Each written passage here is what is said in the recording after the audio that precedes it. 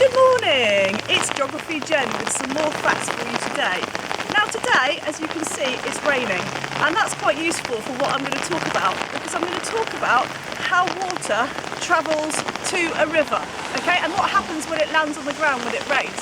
So when it lands on the ground over here, on the soil, then the water will pass through into the soil and drip down and infiltrate into it. That's because the soil is what we call permeable. That means it's got lots of little cracks in it so the water can soak down into it. Now, there's also another word called impermeable. Now, if I show you this, if you look over here, here's some concrete. Concrete is impermeable. What that means is it's waterproof. That means that the water can't pass through it. And you can see, because the water can't pass through, it's formed a big puddle and it's all running off into that drain just over there quite fast. So, if I show you the three key words, you've got these ones here. You've got permeable, that means that the water can pass through it. You've got impermeable, which is the opposite, it means it's waterproof. And then you've got this word here, infiltrate, and infiltrate means that the water can pass through a material, it's dripping through it, okay, a bit like infiltration of an organisation by a spy, or something like that if you want to have a metaphor. So, when the water lands on the ground, you get three different types of flows, how it travels to the river. The first one you've got is called surface flow or surface runoff. You can use either of the words. And you can see that here. So this is where water is landing on the ground and it's flowing along the surface.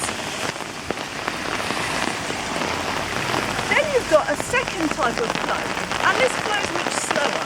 This is called through flow, and that's happening over here on the grass. So water is passing through into the soil, and it's travelling through the soil much more slowly than surface flow, because surface flow has no obstacles. So it's travelling slowly through the soil, gradually moving towards the river. Then finally, there is a third type of flow. Now we can't see that, that's deep underground. And if you go underneath the soil, what you'll get to is rocks. And you get some of the water drips right down near and around those rocks, and it gradually travels around those rocks to the river. And that one's called groundwater flow.